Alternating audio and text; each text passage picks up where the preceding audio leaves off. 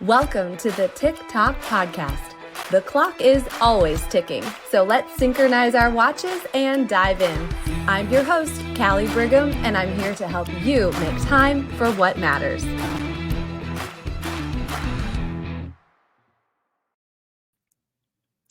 Hey friends, what if I told you that I'm going to give you an extra hour, or 2 hours, or 5 hours, or 8 hours in a day? Would you say, gimme, gimme, gimme?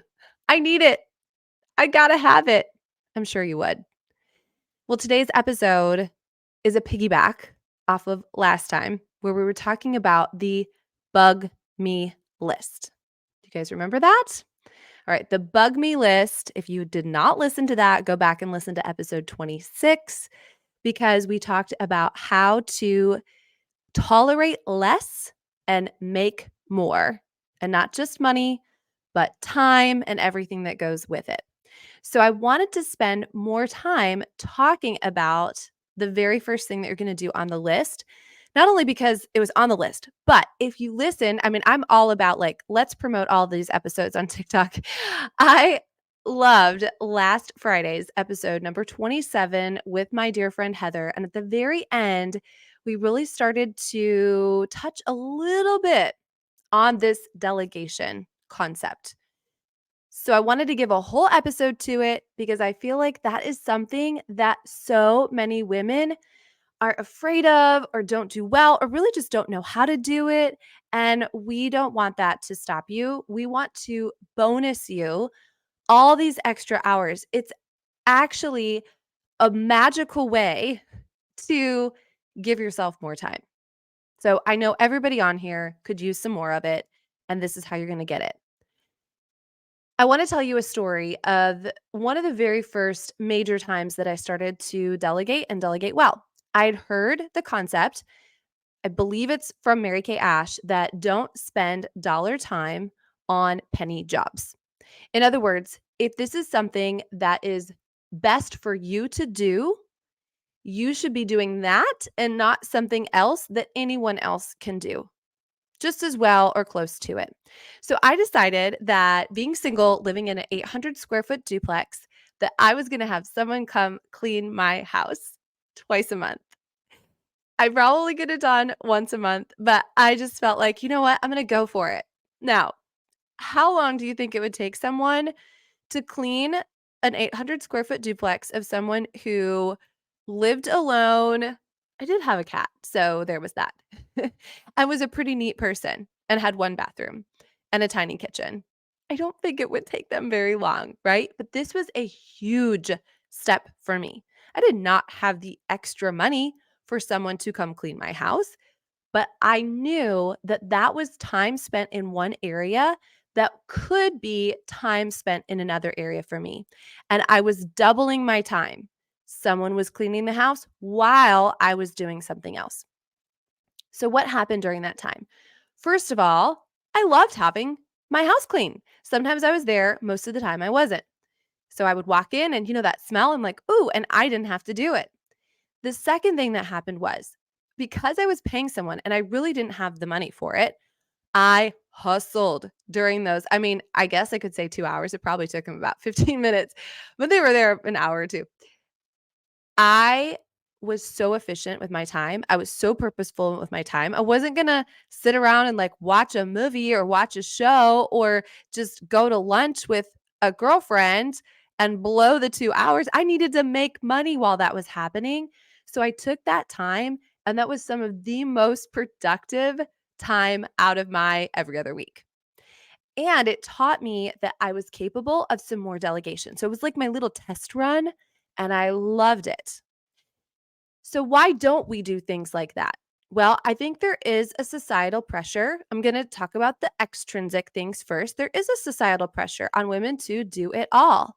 There is a myth that we should do it all, can do it all, that that's our responsibility, that all the household things are our responsibility. I mean, if you made a list of all of the things that you do, it would take an army. It would take, I'm just going to say, we are so good at something that's not good, which is multitasking and doing all of that, that Men are so much more narrow in what they do at one time.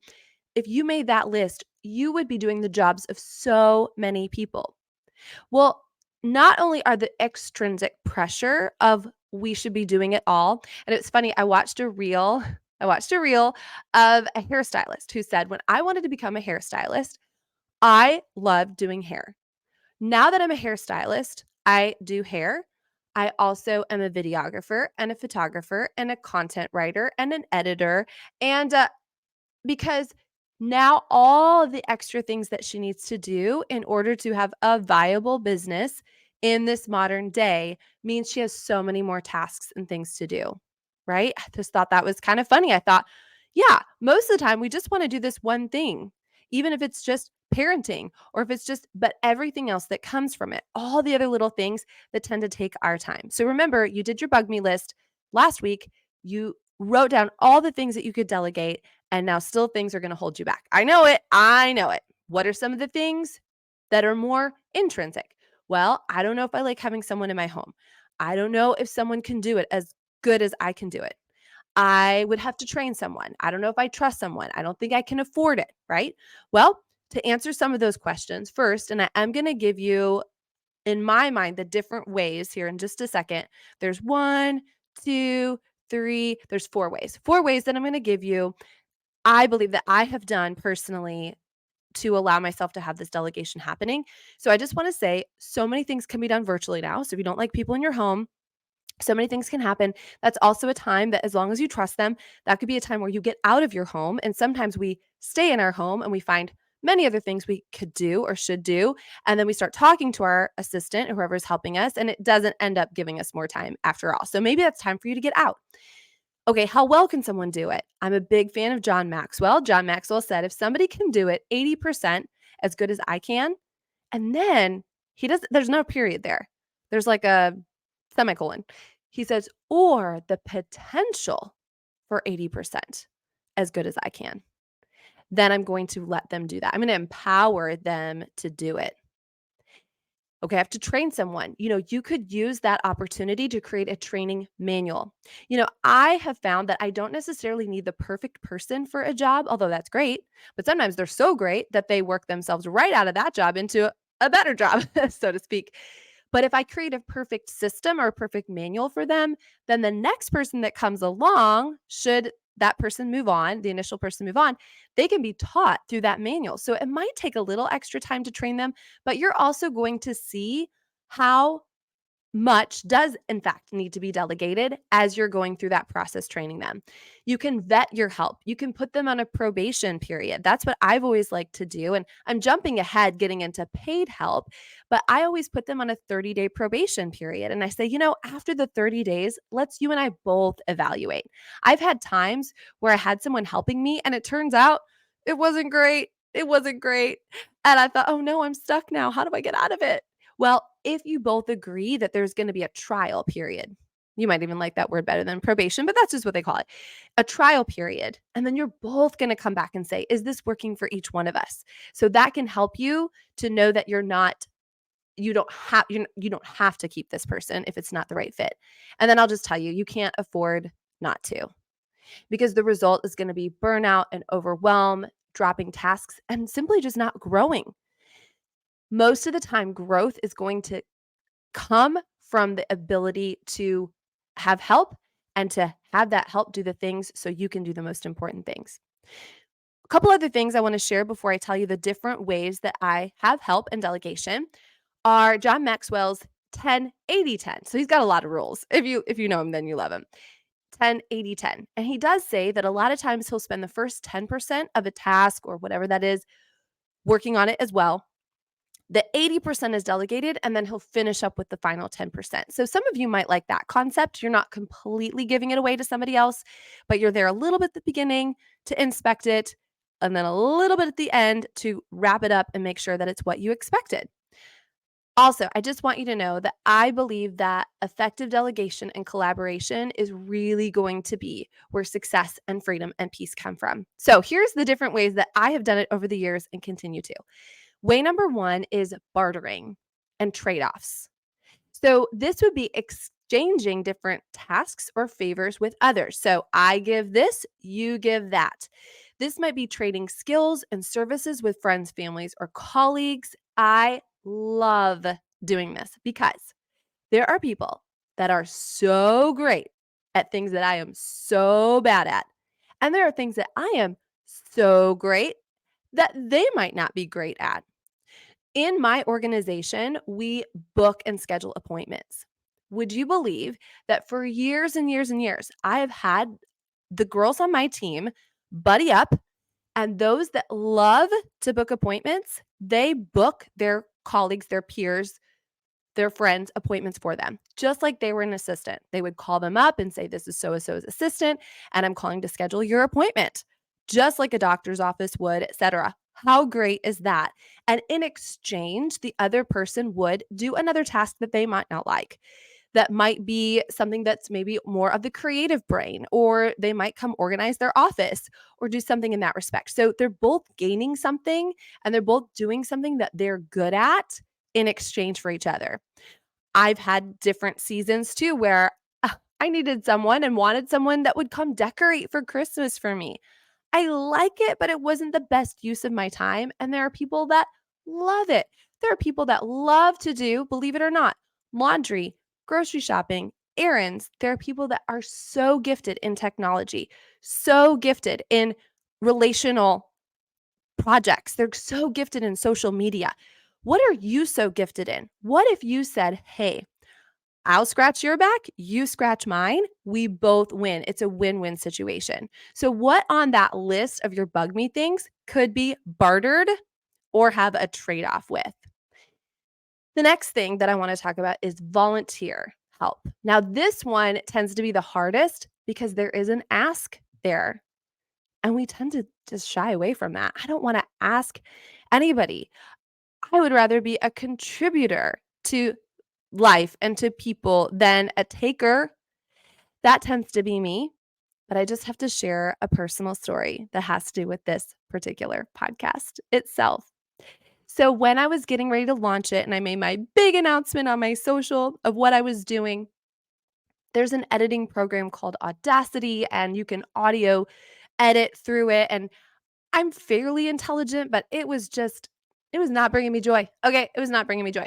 So, offhandedly, and I was kind of joking, I said on that live at the end, "Oh, if anybody knows an audio engineer who would be willing to share just a little bit of their expertise, I would so appreciate it." Well, I get, and this is a much longer and like even more special story, but for time's sake, I'll keep it short. I got a message from an incredible woman named Kathy Tomlinson, and Kathy said, "My son is an audio engineer, and I'm sure he'd be happy to answer a couple questions." She gave me Andy's phone number. I texted Andy. I said, "Andy, if you'll just show me a couple levels that I can change, like I would be so appreciative." And he said, "Send me over your podcast. Let me check it out." Well, a few minutes later, he said, "Well, I just went ahead and edited it for you." I was like, "Andy, that's so kind of you. Like, what do I owe you?" And he refused. He refused to take anything from me for that. So I said, "Okay, well, I don't want to bug you about it, but I do need to know to do it in the future." And he said, "You know what? Why don't I just do it for you?" And I said, "Well, but Andy, I can't afford you. I have no budget on this podcast." And he said, "No, I want to do it. I appreciate what you've done for my mom. I want you to keep encouraging my mom, and I'm just going to do it." Friends, I mean, this might make me emotional.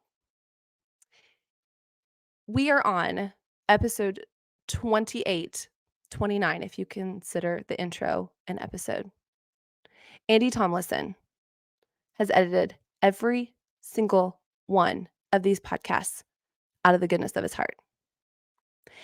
I sent him my Starbucks code. I said, "Please get a Starbucks anytime you want." And I think he's used it like once or twice. And then I finally got his Venmo from his mom. And I said, "Please take your beautiful wife on a date."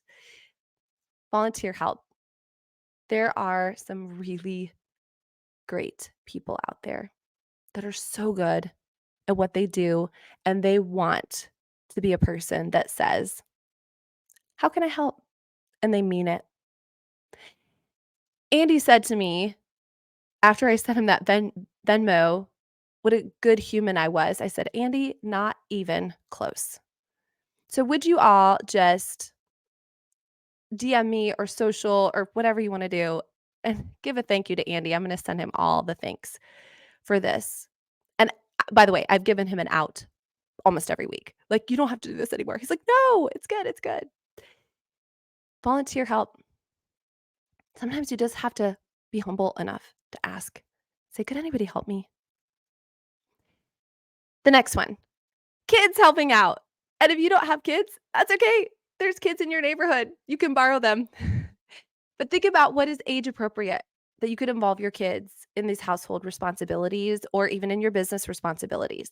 You're teaching them. You're teaching them teamwork, that they're part of the team. You're teaching them what work looks like, hard work. You're teaching them skills. You could even talk to your accountant about what it looks like to have them on your payroll, how this could go into a college fund for them, etc. There's lots of great ways to do it. Let me tell you, they are so capable. If they've been watching you in any way, they are really capable. And you could decide that this is going to be part of their um, extra money for the month, if you do something like that, if you give them spending money, or this could again go into their savings, or it could mean that they get a special outing with you. It's really up to you how you want to do it. But recently, I have hired my daughter, Maddie, and she is now doing the QuickBooks expenses. I have to say, she is the best assistant at that I have ever had. She is so efficient, I can't even believe it. And so I'm now giving her more tasks, and she is taking it and running with it so much better. She's so much more creative in some of the things I'm asking her to do than I would ever do, and that girl loves her to make some money. So, there are many things that your kids or not just your kids, it could be your family, it could be your spouse, it could be your parents that say, "You know what? I wanna be part of the team and I wanna help out." Sometimes you pay them, sometimes you thank them, sometimes you take them to dinner. And sometimes they just, it's just basically you live in this house. And so this is what you get to do. All right. The last one, of course, is recognizing the need for paid help. So sometimes we barter, sometimes there's volunteer help, sometimes there's kids, and sometimes we need to pay for it. And there are signs that it is time to seek paid help because here's the deal, you do get what you pay for. So if all you have is free help, sometimes you can't fire free help, first of all. You also aren't can't really be their boss in the same way. So if you're not really happy with what they're doing, or maybe they say they're going to do it, maybe it's childcare and maybe it's a family member, and then they're like, oopsies, I forgot. I have a doctor's appointment or a nail appointment, or I overslept, or whatever that looks like. You can't count on it. So sometimes you need someone that you can count on, someone that you are their boss so that you can redirect them if you need to. You have high expectations for them. And sometimes it's paid help because they're simply an expert in it. So it might be time to outsource things like that for time efficiency so that you can have guaranteed help. One way that you can do that is on your bug me list, you look at the things and then you do them first, see how long they take, then you'll know how much help you need. So if you do everything on the list once and you realize, okay, this tends to take me 15 hours a week.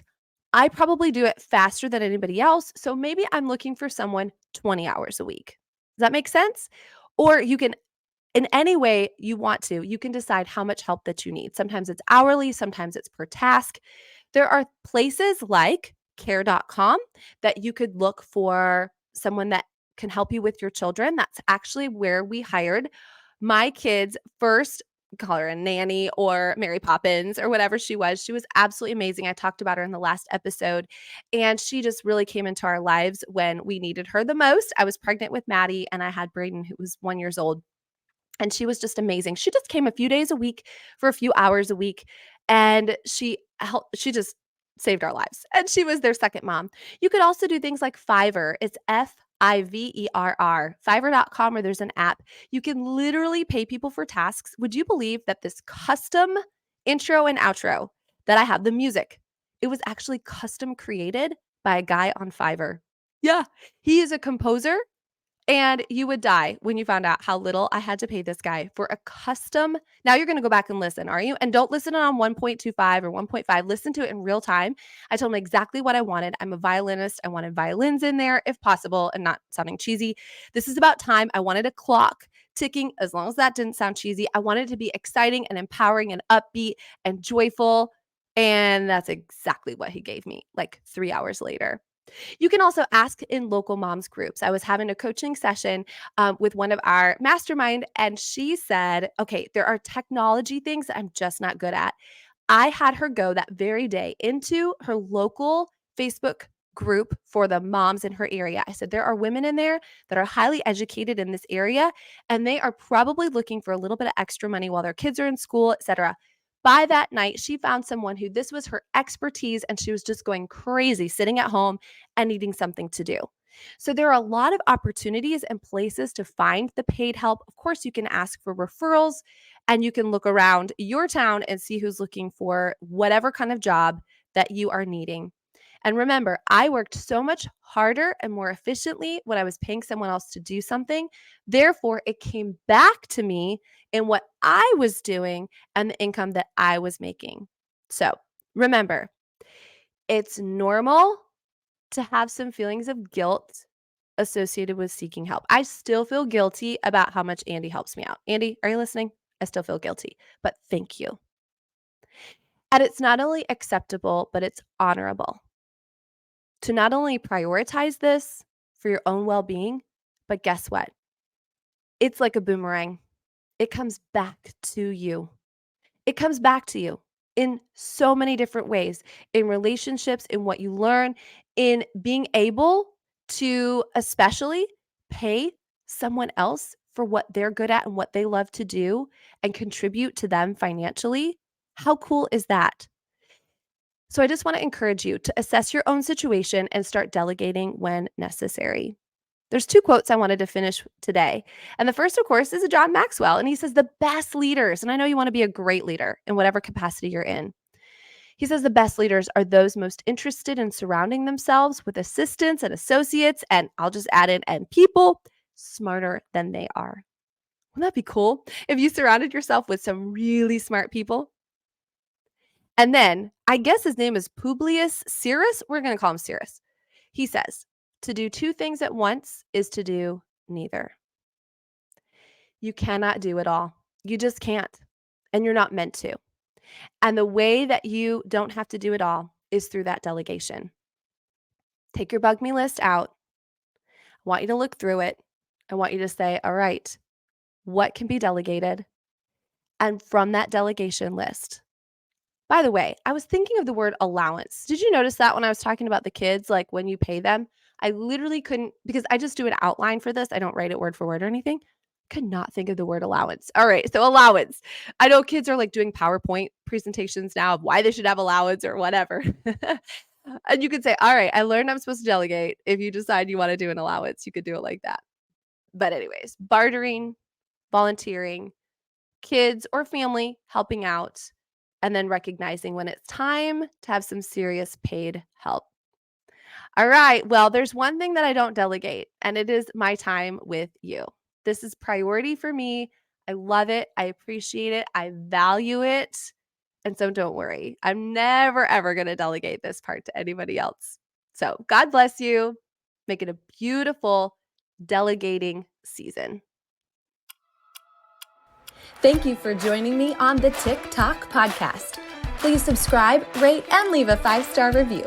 Your feedback fuels our mission to help you master your time. Set your alarm for our next episode, and until then, make every moment count.